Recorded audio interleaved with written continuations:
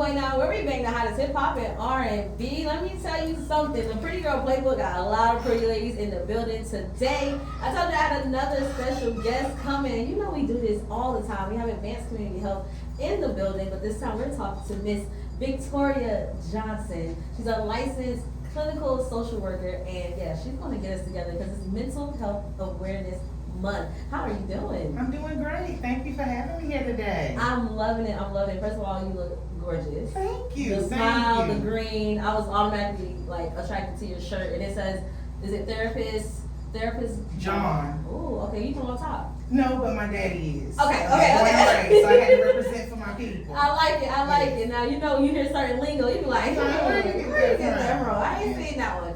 I love it. So now that we know that Advanced Community Health is in the building, you guys, and we have Victoria here to talk to us about what it means right now in the month of May and mental health awareness. So what does it truly mean to prioritize your mental health, and why is it so important? I think it just means that you need to actually take the time to pay attention to your mental health. So often we work hard and feel like we have to ignore what's going on with our feelings and our emotions and our mood because bills are due and life is happening. Yeah. But to actually pay attention to that and take the time to say, I'm going to acknowledge it and actually try to work through it, right? Because it's not going to go away just because you ignore it. That's the first step, is recognizing like, I actually am struggling a little bit and I would like to address this issue. I love that because so many people do move so fast and they have so many, things to do and responsibilities. So that putting yourself first or putting your mental first at least, can really like slip through the cracks. It feels like a luxury for a lot of people, right? Yes. Because life is still happening. I have a lot of people tell me I don't have time to be depressed, but depression does not make an appointment. It doesn't. And it's there all the time until you address it. It is. I've learned that for me, when I get into that space, and it might sound bad, but it ain't too bad, but I need to shop. Okay. I need to and it might not be for anything. I might just need to be in the store. I might need to put something together visually and see if the store has it or whatever the case is. But it gives me that time to just focus on the clothing and the atmosphere of the store and what I'm trying to put together visually and just have an escape for that moment. That does not sound bad at all.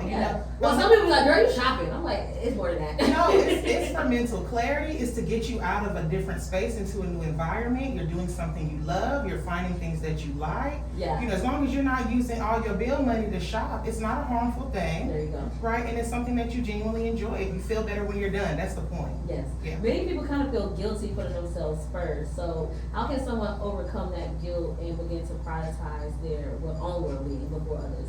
I think it's really important to remember when you are really struggling, depressed, anxious, the people around you, your family and friends, they're affected too. Yeah. You're more agitated. You're a little bit more mean. You don't have time for them, or you might isolate. They don't get to see you as much. Mm-hmm. So remembering that it does take, I tell all my mamas this because I work with a lot of women and pregnant women and moms.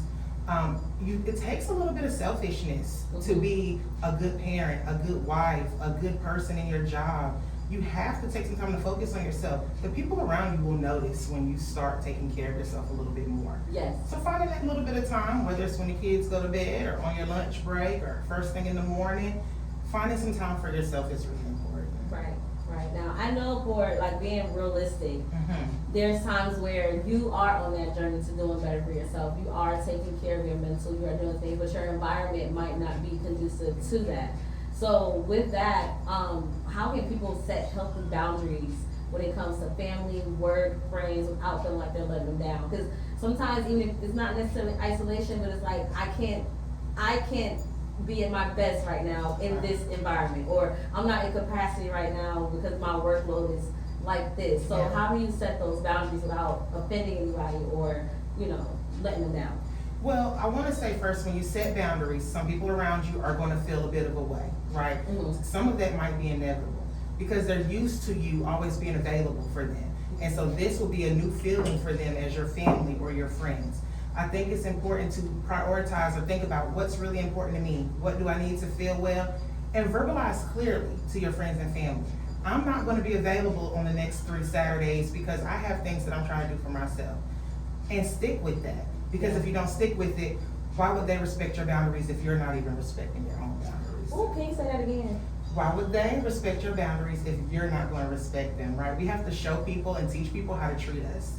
And I feel like that goes into a whole nother part of self. That starts to, get into how consistent are you? Like, Right. how much do you keep your word to yourself? Like, how much do you respect yourself?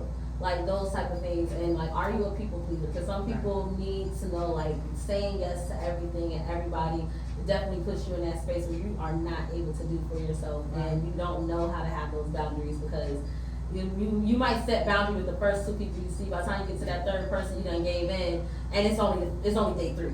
You feel bad, and you want to be able to do for your people, your family, your friends, the people you love. You want to be able to give all of yourself. But then if you give all of yourself, quite literally, there's nothing left. Yeah. Right. And so now you're depleted, you're weak, you're tired, you're anxious, and now you are at a very poor quality to perform for anybody. You have to be able to say no sometimes, even if it's not a lot or all the time. Mm-hmm. Or maybe I can give you an hour of my time. I can't give you my whole day. Right. Or I can cook a meal. I can't cook all your meals. Yes. Something, if that makes you feel better. Baby steps. We just want baby steps. So for those who feel overwhelmed and they don't know where to start and they have those concerns of, the people around them, what are some simple practical steps that can take care of their mental health? I think it's really important to identify things that you like, that make you feel calm, relaxed, and happy.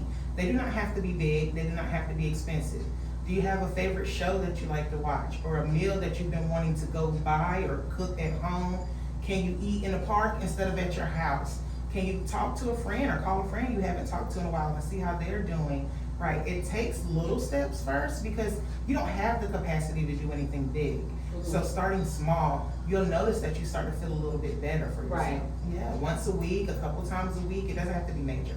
Yeah, from my own experience, because I know with everything that I do, I've learned as I keep growing that I have those moments of depression and like really having to zone in on my mental health. And it's probably been since probably 2020. Mm-hmm. So I started meditating, I started doing yoga, I started doing all these things, and then I realized I get into a point where I drop those things. Mm-hmm. Or, life might get a little more busy with work or get a little more busy over here. And once you start realizing, or relationships, and things take a toll on you that you never experienced before.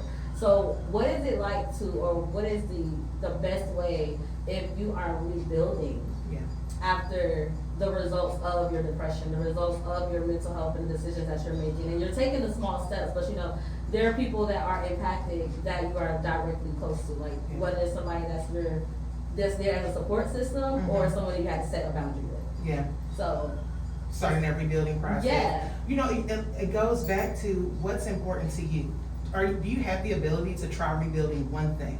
Pick up one hobby you used to do, right? Or set this one boundary. This is the one thing that's really wearing me down, right? And that could be, a lot of people have children, and I work with a lot of single moms. They're great, they're strong women, but they feel depleted a lot of times too. Does your child have to do every activity in the world? Is it okay if, they don't have the best dinner at night one night? It's gonna be okay. Right. Sometimes my son's breakfast on a Saturday morning was popcorn, and he's allowed today to tell a story. I feel very confident he's not going to be processing it in therapy as an adult. Right. We're going to be okay. Yeah. But sometimes you just really need a moment to say, it's going to be all right. It's not the end of the world. Let me do this little thing for me. Right. I mean, I'm pretty sure the popcorn was okay because I was trying to eat trail mix in front of the TV on a Saturday morning when I was a kid. So that was marshmallows and chocolate kisses and Cheerios, okay? Right. So with no milk. He'll make it. I feel like he'll be fine. And it just takes those small things at first. Then once you get used to it, you're not as guilty feeling. So now you're like, oh, well, I'm going to do something extra. I'm going to take an extra hour for myself. I'm not saying do these things every day. And of course, we would love to go to the spa or keep our nails or hair done. That's just not realistic for a lot of people, right? Life is still happening. The bills are still due on the 1st. I get that. Small. What can you do little that feels good? Yeah. Right? Yeah. Go to a free event on the weekend. You know what? It's a lot of free events. Yes. It's a lot of events. Yes. It's something that is, people don't know, like get out, find something.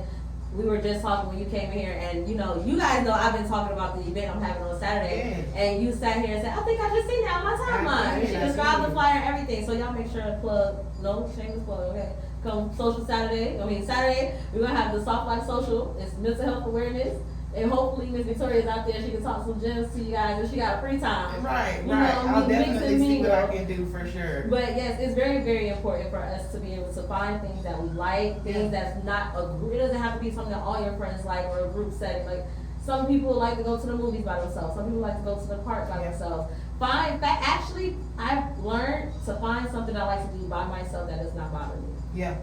That has been a good help because I think at one point I always felt like I had to do it with somebody. Mm-hmm.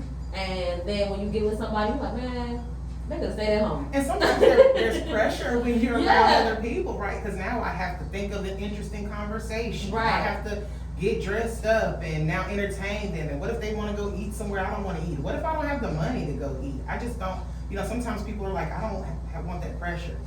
It can be in the house. My husband and I every night make it a point to at least once we put our boys down for bed to come together and watch something on TV together. Yeah.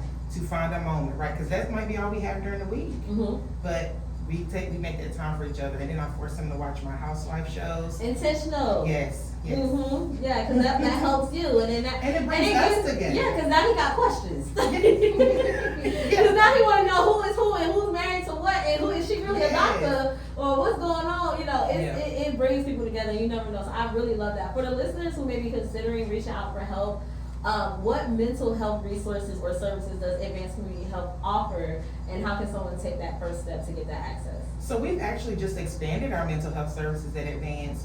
We offer what we call brief therapy. Sometimes you just want to come in and talk for a little while. You don't want to commit to months and months of therapy. Okay. But then we also have that traditional therapy where you I really am struggling with something in my life and I would like to talk to somebody long term. We have psychiatry on site because I know people do not love the idea of medicine, but just like you would take medicine for your heart or you would take medicine for diabetes or anything else, your brain is an organ, and there's medicine that can help in moments where you feel like you really need the support. So we do have psychiatry on staff, and even if you're not sure, schedule an appointment and educate yourself with our psychiatrist, right? We also have psychologists on staff doing pain management and different testing and screenings to help people get the answers that they're looking for. That is good. Y'all better get you one of these. Okay, y'all better get you one of these. We're working every day out there because we really, really want to bring this care to our community. And I know especially our Black and brown people, we're not used to that. Yeah. We definitely look at therapy as a sort of a taboo. Yeah. And I'm really trying to get away from that, right? Because we know struggling, there's no beauty in that. Mm-hmm. And so it's okay to say, I need help. I need support. We don't have to be the strong Black woman or the silent Black man anymore, right? Like we can get that help. That is a sign of strength to be able to say, I need support. That is really, really, really dope that you said that. I love everything about this. The brief therapy, that's new, and I think that will definitely help the community a lot because some people, like you said, don't like to commit, but this gives you something to try it. You get something out, and then maybe, it becomes an effect where you're more enrolled, more, in control of what you're doing with your mental and how you're taking care of yourself. So absolutely, you guys, make sure you go to advancedchc.org or give them a call at 919-833-311. That's 919-833-311. So you can get more information and also, or you can visit advancedchc.org, you guys. Don't forget that. advancedchc.org. And this is Advances Providers are here to support you in all your health needs. Thank you so much. Thank you for having me. I was really excited it. to talk about this. It's a big deal. So It is. It really is. It's a big deal, and there's a lot going on in the community. If you guys have been paying attention, I think there's like a stretching event, like a what is it called? A social stretch event that's coming up at the end of the month. A lot of people are taking this time to pay attention to their mental, and coming from someone that does a lot. Yeah. It's very, very important to have that woosah and just, have that support system or the resources. So make sure Advanced Community Health is on your to-do list. Make an appointment, figure out how you can get you some help or maybe somebody that you know. Yes, we serve women, men, children, everybody. Pop in and see us. I am very confident you will come in, talk to us, and you might like us enough to keep coming back. I think you would. They some pretty ladies over there. I think you would, okay? We're going to keep things going. We're going to get into my Taurus brother, Chris Brown. There's a lot of controversy over this album now. But we're going to go ahead and get into theme song. Don't forget, I got those tickets to go see Tisha Campbell, 919-261-3371.